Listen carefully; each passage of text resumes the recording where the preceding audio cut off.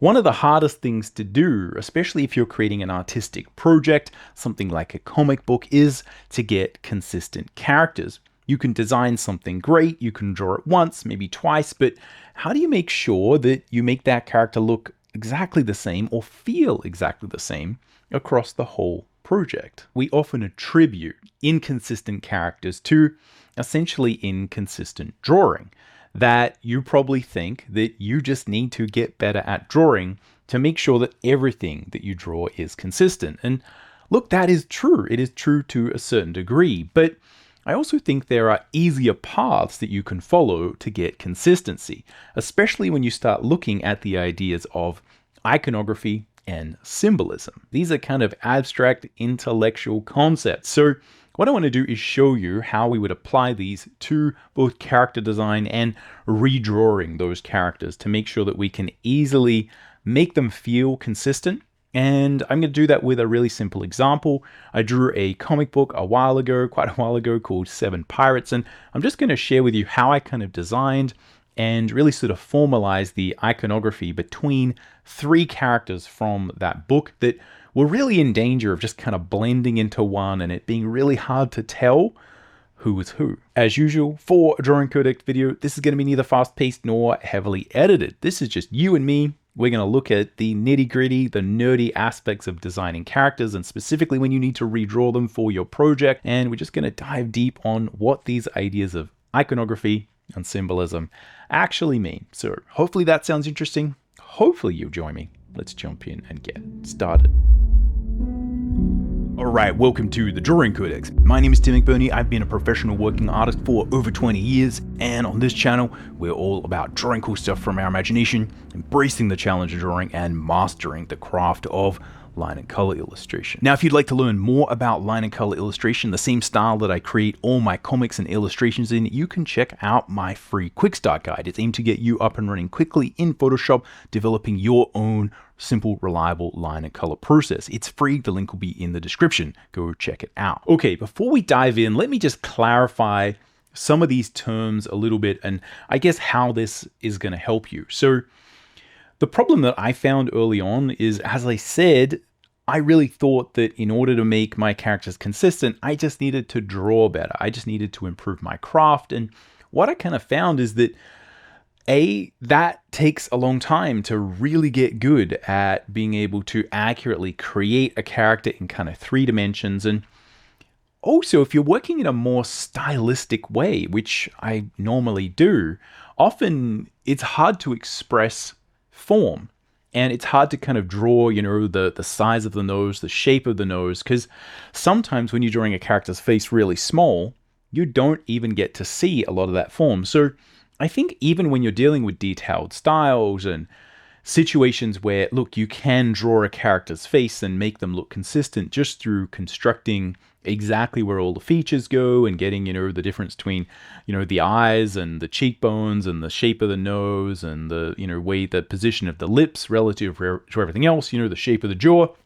You can kind of do all that. And that's something that we should all aspire to. That's something I certainly aspire to. I'm always working on that craft. But there's a degree to where no matter what you do need to think about like the graphic breakup. Like what is iconically unique about a particular character. And I think this is also something where in film, where we're dealing with live action characters, you kind of need to do this quite a bit. And often you may have 2 actors that look very similar to each other. And it's the costume designers and the people who have to kind of separate those characters out and say, look, we're going to give this person a mustache, this person a different haircut. And also that you transition the way that character kind of looks over the film, and that kind of tells you the story. Yeah, there's a lot of nuance to this, right? But I think that often what we appreciate about unique actors is the particular kind of shape of their face. It's often something where someone is kind of fitting into that sort of golden ratio of perfect face shape, but they have something really unique about them. And that's often what creates these kind of characters in sort of real life celebrities that we often really respond to well. So there's a degree to where these ideas and concepts of symbolism and iconography apply to absolutely everything. But if you're designing comic books, and if you're designing comic books with a style, this is one of the major tools that we want to use. So understand that this will probably apply to any type of artistic endeavor you're trying to create, even a single illustration, potentially being able to create consistent characters that kind of feel as if they're sort of separate, and you can iconically create something that really sort of connects with an audience. But for comics, again, this is just a major thing we need to learn. So anyway, let's dive in and we'll look at some actual examples. Okay, so here I've got some pages from Seven Pirates. Seven Pirates is an unofficial sequel to Treasure Island, and the main character is, or the protagonist is, Jim Hawkins, who is now grown up, and he has a little sort of character who becomes sort of the new Jim character. And we have a couple of characters from the old story. We have Gray, and we have kind of a new pirate character here in Jeckhide. So one of the problems I faced when it comes to kind of creating consistent characters is, firstly, I guess you have to build that sort of general skill to be like, okay, can I create like a standard male, a standard female face, maybe a standard child's face, and be able to kind of draw them consistently from different angles. And that is a challenge, right? And you kind of have to get to a certain degree of craft there. But I think often what I found is that to get to that next level where I was designing different characters, again, like sort of Gray and Jeckhide, that are all kind of pretty standard male characters that had very similar archetypal kind of patterns and things that I kind of wanted to include, you kind of need to start leaning into more symbolism, more iconography. And you can view this similar to your sort of Akira Toriyama, right, with sort of Dragon Ball, right, where you've got a nice sort of cute character here, right?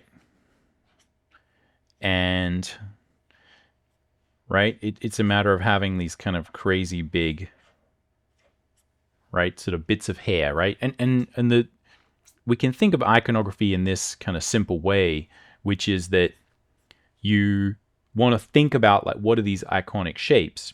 And some of these characters might have, right, kind of spiky hair that goes like that, and some might have a completely different kind of iconic shape, right? That's a really sort of crude example, but I think manga is actually a really good example of iconography in action. But what I'm dealing with is something a little bit more subtle. So let's sort of do some quick drawing and just kind of look at the sort of problems involved there and how we might sort of go from sort of thinking about form to thinking about iconography.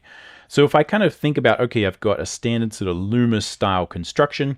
I've drawn a sphere. I'm trying to define dimensionality within the sphere. So I've sort of got the line of the sort of brow. And then often what I like to do, which is not necessarily part of the Loomis head construction, is I try and sort of find the cheekbones. And then we're just going to drop a line down to kind of define the center of the face there. Now, if we sort of look at developing consistency in general, right, this is where you're wanting to define the ability to kind of draw that character from different angles, which sometimes is a problem when you're drawing comics, but often you're really just trying to separate characters, right? You can see like a lot of these characters are just sort of front on. And this is actually one of the big challenges you're often trying to deal with. You think it's about drawing in dimensionality, right?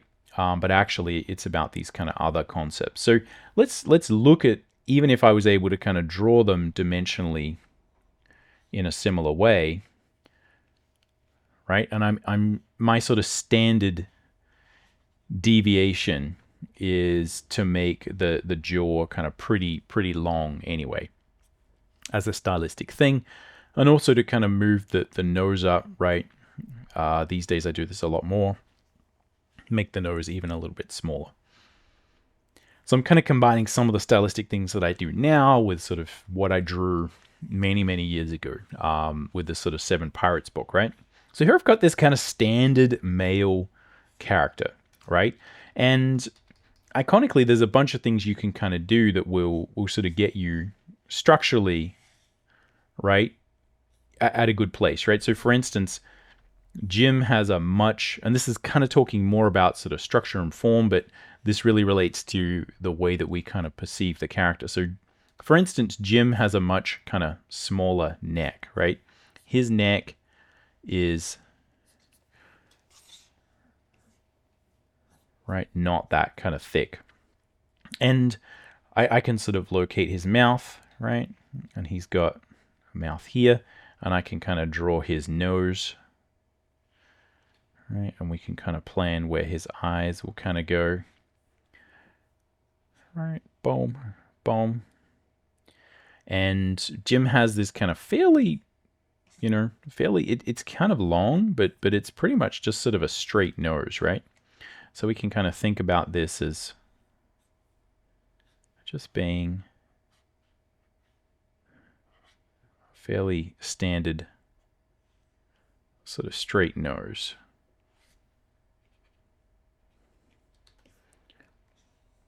And Jim's chin is like maybe a little bit more sort of pointy, right? It's not kind of as broad.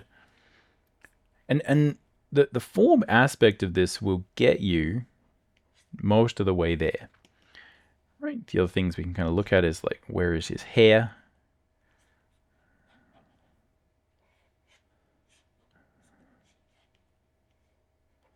Right, boom. So he kind of has some hair that's sort of like so. And again, so this is, I guess, the first step of saying, hey, let's see if we can kind of get some construction happening,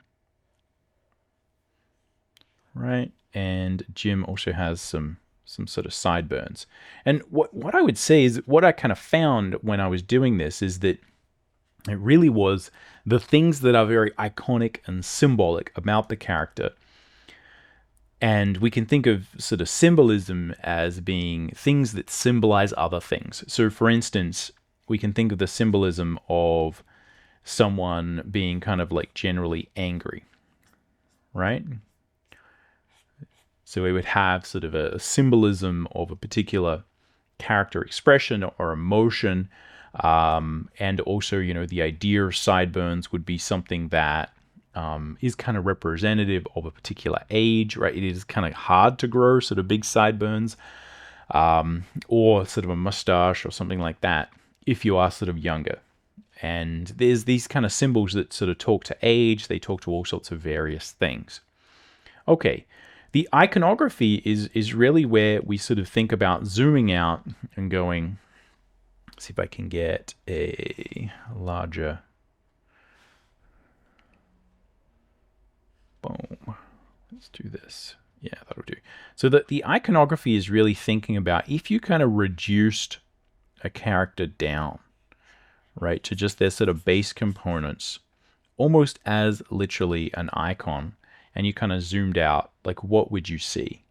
And it's often these other aspects that are going to play a much bigger role in. Let me go to the right brush.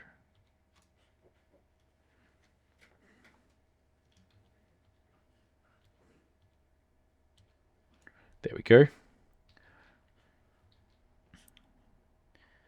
Right.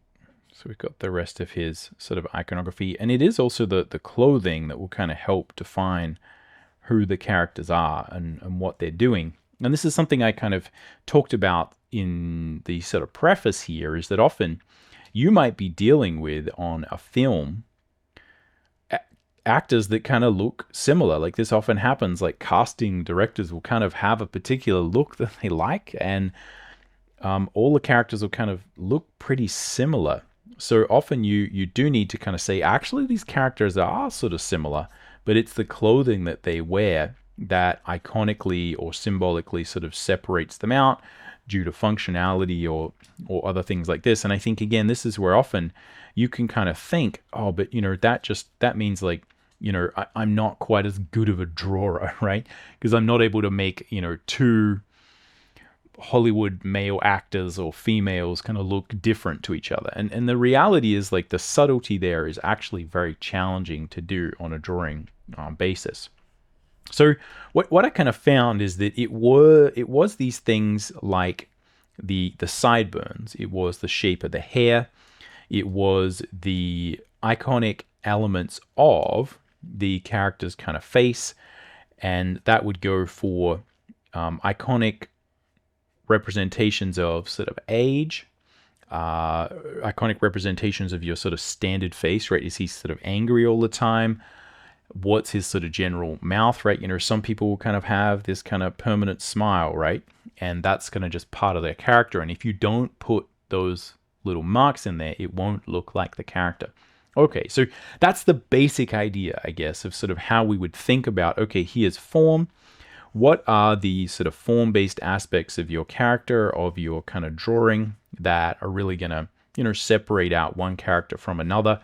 You do need to have a certain degree of craft there. And how do we think about these ideas of symbolism, things that symbolize particular types of character, particular expressions, and then how do we think about the iconic nature of that? So a good way to kind of think about the iconic nature of this before we sort of just move on to looking at how this would apply to different characters is that if you kind of zoom out, you can think of the symbolism of a character being kind of angry all the time, having these kind of, you know, sort of furrowed brows, right? And some people just kind of do look it like that. You know, that's their sort of default face. You know, you often have to sort of train that out, right? If you get into sort of some type of customer service and, you know, have to pretend to be a smile all the time. But the iconic representation of that is just kind of, as we zoom out, how do we kind of simplify that? And to what degree does your style simplify and make that kind of an iconic element? And thinking about the way that you design those shapes to be more iconic will really help. So having very clear shapes, like exactly what is the shape of those kind of sideburns, exactly what is the shape and what is the shape language of the hair, right? He kind of has this sort of round top. And, you know, maybe I could have another character that kind of looks very similar, but, you know, they have kind of a flat top to their hair, right? It's these things that will actually separate out the character, because on an iconic level, right, if you kind of shrink it all down, we can still tell what those kind of major things are. So anyway, that's a little bit of just talking about what the general problem is, what the difference between form drawing, iconic elements, and symbolism might be. So what I want to do next is look at how, when you are designing characters, or even if you have already designed them, how to go about finding and extracting and understanding what you've kind of done there, and extracting symbolic elements and iconic elements, and kind of figuring out how you are going to represent that character and easily make them feel consistent over time. So let's do this by examining how I might have different characters that kind of have similar structure, but need to have obviously a completely different character. So if we look at Gray, he is also, if I follow a basic sort of Loomis style construction method, right, he is also based on this pretty standard male kind of default character that I have. There's a couple of differences on a structural level that are worth paying attention to. And again, these often, from a structural point of view, can be represented in an iconic way. And a lot of this is the line of the nose, the eyes, and all those kind of key features where the form of like the brow, the form of the nose will actually create particular shapes and ways that we're going to easily be able to remember who this character is. The other thing that Gray has is he's like a bit of an older guy, and his neck is a little bit thicker, which kind of just shows that this person has a little bit more muscle. They're a little bit older. And we can sort of see this represented here, right? He has a much kind of thicker neck, and that is actually a big sort of part of his character. He also has a bit more of a jaw, right? He really kind of has this kind of long jaw. And he has a kind of mustache here that sort of bleeds into his sideburns a little bit. So we can think about how we might handle this kind of structurally, right? What we might do. But it's honestly not, from my experience, the structure that's going to be the main thing that just kind of easily says, yes, that is the same character. So let's look at, again, a couple of key differences with the Gray character here. So we can see that his hairline goes back quite a bit. Right, he's got some ears here. Right, let's move those up, make them kind of where they should be relative to the nose. Right, so Gray has also like a very sort of straight nose, but it's a little bit more pointy and it's a little bit longer than Jim's nose. And this is where, again, we can sort of design the form here. Right? I can think about where the center line of that character is. Right? I can think about constructing that kind of nose. But I could also just iconically make sure that, again, I sort of draw it like I did, right? It is just a longer, pointier nose as opposed to Jim's, which is very similar, but just a little bit sort of shorter. And it's often just these key differences that you're looking at that will kind of make a difference. It's less about the structure. It's just about separating out one from another. Right? So again, if we look at his kind of features here, he also has this kind of fairly short upper lip, right? Like this upper lip doesn't go down, right? On an iconic level, right? We sort of have this. And he's got these kind of forms here. Right, ear there. Kind of raise that a little bit. Boom.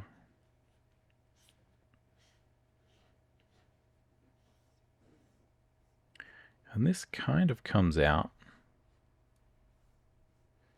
and kind of blends down here. And I think if I kind of remember, yeah, he has this kind of, from a stylistic point of view, I often like to give them this kind of flat bottom of the jaw, bottom of the chin. Right, this goes here. And then in terms of his hairstyle, right, this comes here. Boom.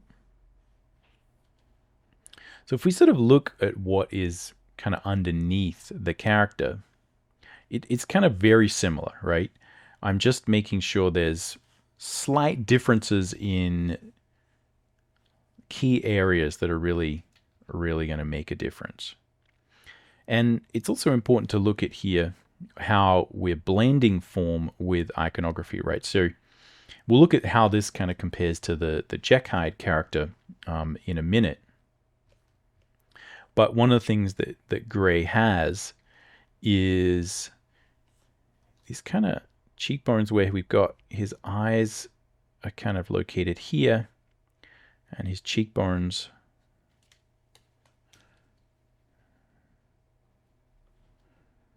right sort of travel here. And again, these are just sort of lines that you would kind of find on particular characters that you see, like sort of real characters, real actors, these types of things. The other thing is Gray has like a pretty pronounced sort of forehead. Right? And he does have this kind of permanent frown, right? I guess he's always concerned, right? So he's a serious guy. And his eyes are sort of squinty, right? He's been on pirate ships his whole life, right? He's a little bit older. He has some sort of structure to the underneath his eyes, whereas Jim does not, right? And it's often these things that you're kind of looking for when you're sort of saying, okay, I'm drawing the character, I'm drawing it in 3 dimensions, but you know, what are the things that, even if maybe my drawing is not that good, or even if I kind of mess something up, if I put these few bits and pieces in here, it all of a sudden will look like the right character. And again, you can really draw them in a detailed way if you've got the room, but often we're kind of more zoomed out, right? And I just kind of have the ability to kind of put in a little line. And this is where you're thinking about making those forms into iconic lines, right? And when you're dealing with this type of thing, it is often, right? It is often these sort of lines here that will make a difference. And I think, again, in this one, I don't really have that much of a cheekbone on that style or on that character. Right, so we kind of can't see his mouth. That's also another sort of iconic element. It's kind of hidden up there. If we were to kind of see it here, right, it's just going to sort of peek in underneath. Right, again, big neck, right, ear there, and this hair that he's got. Let's find center. Let's make sure that hair is right coming down there.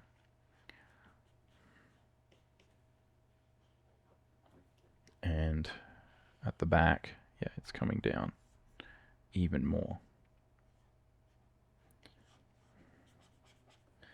And that is going to be the basics of how we kind of separate out the gray character. Now, I think also on a just basic sort of structural level, he has slightly longer neck. And I think that was also one of these things I always tried to sort of build in there.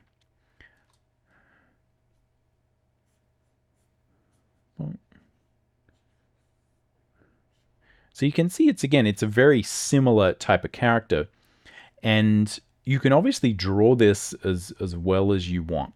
I could just constantly be focusing on all those kind of structural elements, making sure all of that stuff works. But what I kind of found is that often wouldn't do it. That what I really needed to do was to think about what are these things that you would notice if you were kind of zoomed out, right? And I think what you would tend to notice here is the kind of length of the chin. We would notice these kind of marks that were sort of looking at the sort of sunken aspect underneath his cheeks. But again, it's easy to get caught up with this because the next character, Jeckhide, has exactly the same thing, but we represent that form slightly differently. So let's look at that. Here we're going to have same kind of size, right? I've got Jeckhide here. Boom. Boom. These are all just using the same standard kind of face. And obviously there's a lot of nuance here once you get to how these things operate when the character is in profile, right? Can you see the side of their face, behind their face, right? Like how do you get these same ideas to kind of work across? But we could start in just a similar way and say, well, these guys are really in danger of looking exactly the same.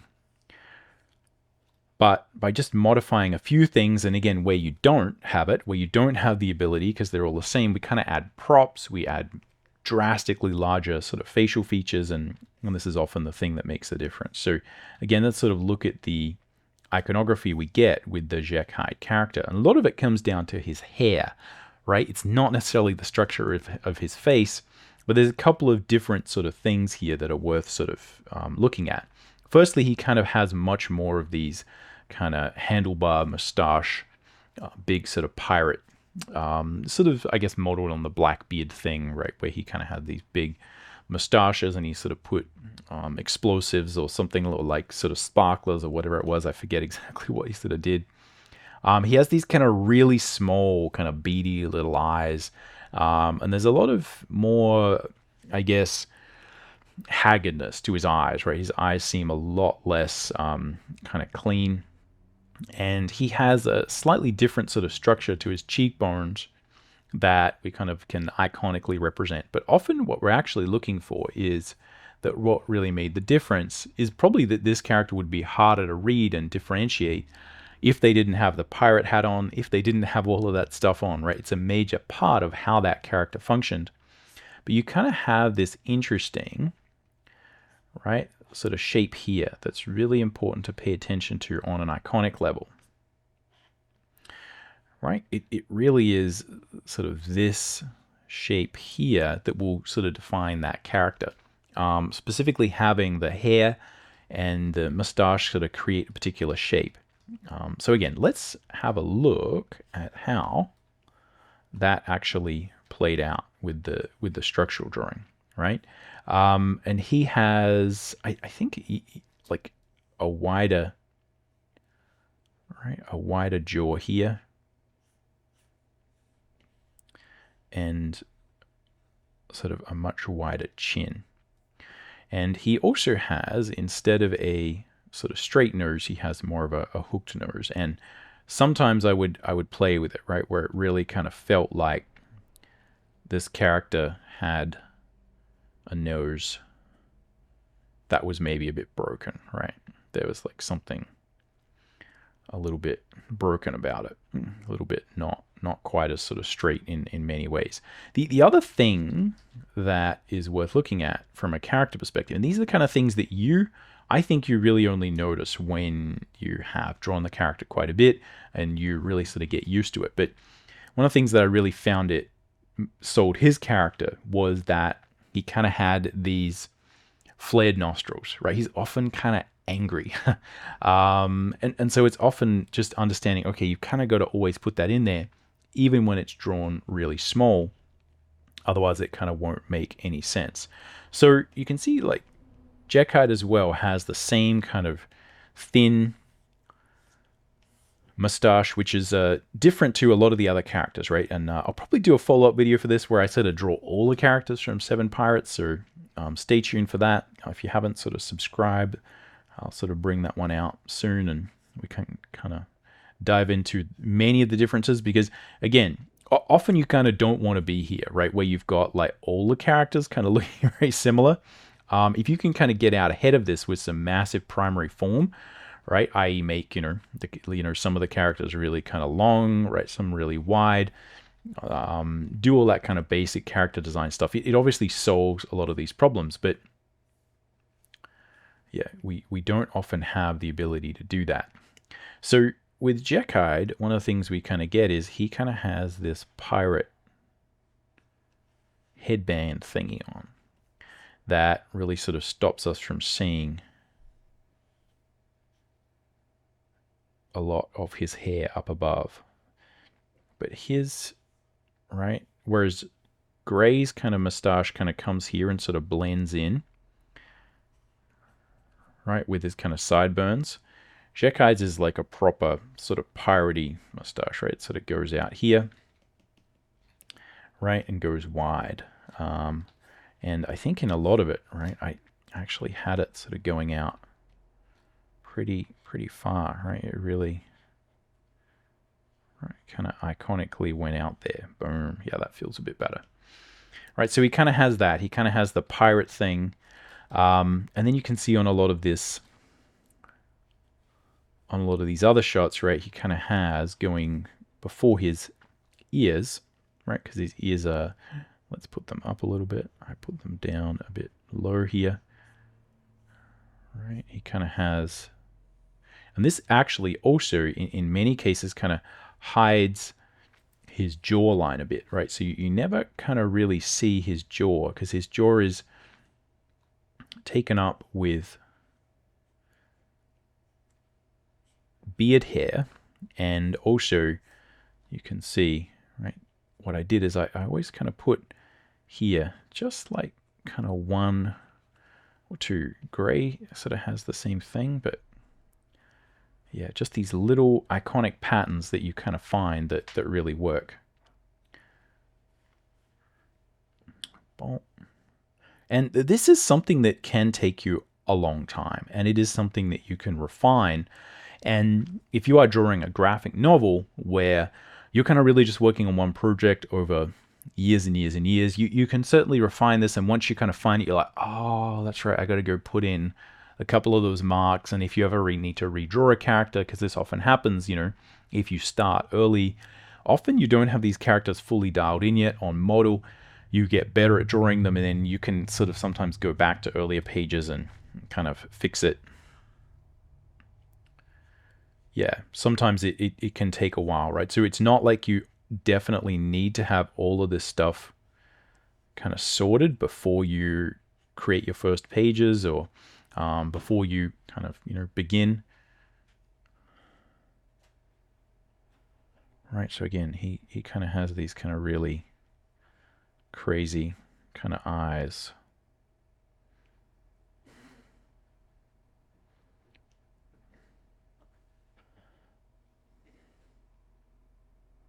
And often sort of one, right? Like one is kind of closed, right? And they're sort of close set more so than sort of wide.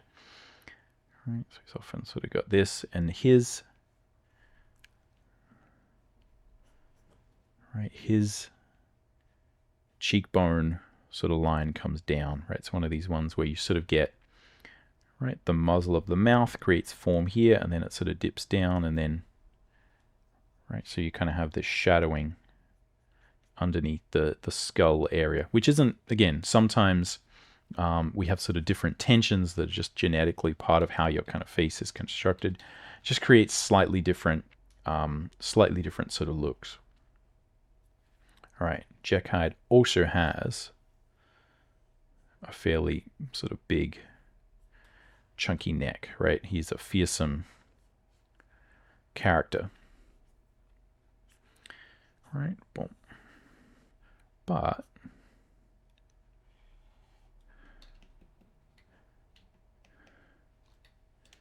yeah, let's put a little bit, let's move this headband up a little bit.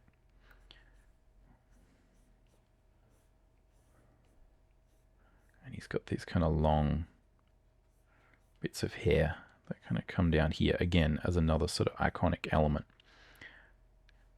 And around his face, there's a couple of other things, right? He has the kind of more fancy, formal kind of costume. He's got that sort of neck. I never sort of learned exactly what all these things are called, but right, he actually was wearing a proper pirate's coat, right? And obviously he has a kind of a pirate hat on as well that does some major damage in terms of making him feel like a pirate. But again, let's see if we can not put that on until the end, because that will help us to really figure out exactly what is going on. So again, just being rough. And keep in mind, like, I have not drawn these characters in a long time, right? Like every now and then I'll kind of draw them here or there, but you know, I have not touched them for ages. But I still remember all this kind of stuff. I have to kind of like double check some of it, but yeah, you know, a lot of these things, if you kind of get them right, yeah, they just kind of come back to you, right? It's kind of magical. It's like riding a bike, right? Boom, boom. So again, you can see these, you know, maybe he's like not 100% kind of perfect in terms of, you know, being 100% on model, but you can see we started to sort of separate out three characters that are kind of similar, right? And it's just paying attention to these like little bits and pieces that really makes a difference. Whereas, so one of the things that is worth sort of mentioning is like Jeckhide kind of always has his mouth open, right? Like that's sort of part of his character. And like he's kind of there's an aggression there, right? Where he's sort of maybe going to sort of eat you, right?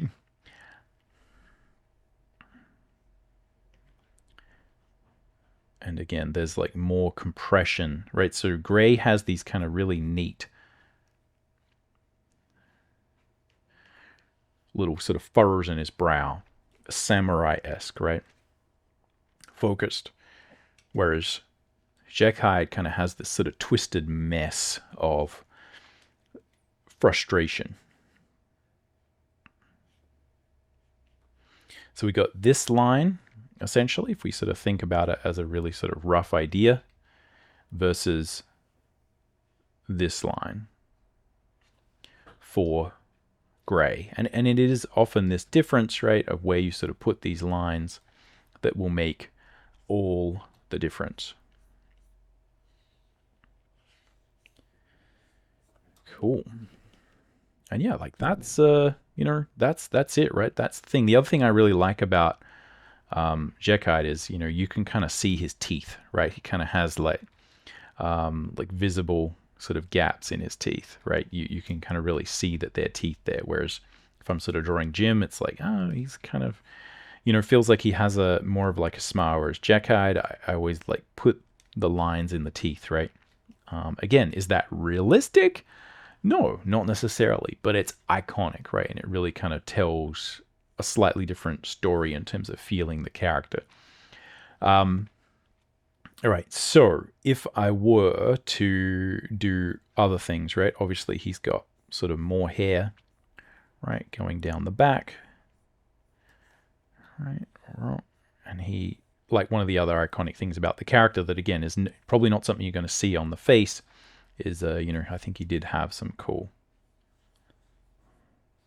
elements, right, in his hair. But yeah, the next thing would obviously be the hat. And we can construct that using a bit of basic construction theory, right?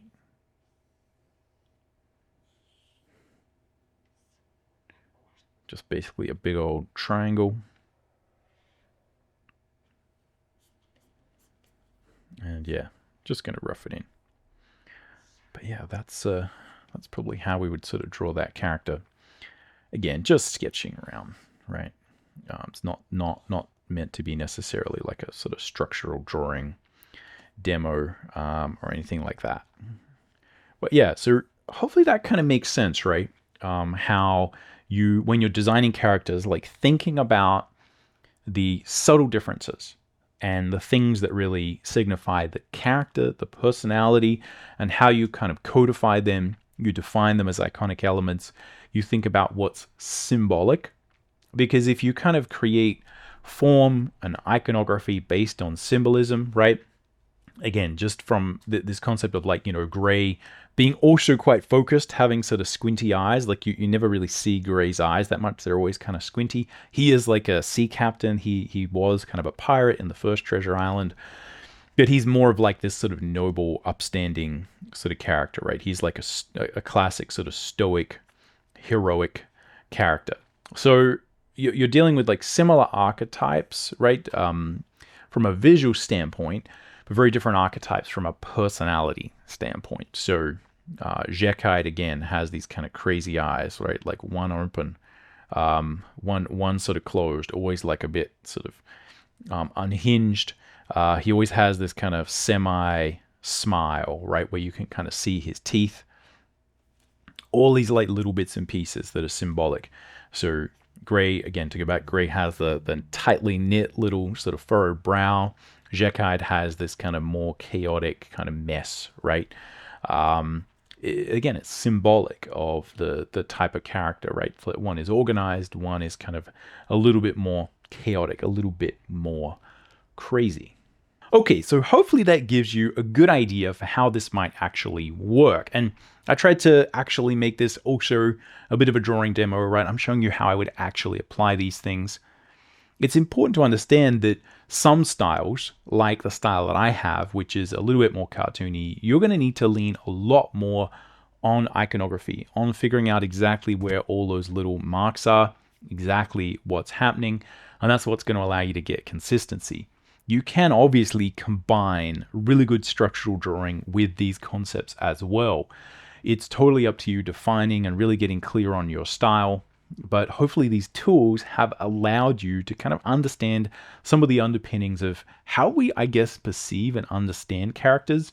I think humans are very good at looking at people and recognizing them from far away. We kind of do tend to organize people into these kind of very rough images, and we're able to thus recognize, oh, that's that person's silhouette, that's the way they walk, that's the rough way that their kind of face looks, and this often gives us a really good hint at who the character is. So leaning on a lot of those ideas and ways that I think humans actually perceive each other will really help you to create clarity in your story. And I think this is often what I found to be the actual thing that allows you to create consistency across characters, especially in the beginning where maybe your ability from a craft level is not as good as it should be in terms of the structure, getting all of that stuff sorted. I found this to be a major challenge early on. This just takes years and years and years to get good at, but drawing comics, drawing your own projects, creating your own worlds is a great way to get practice at that. And get practice at applying those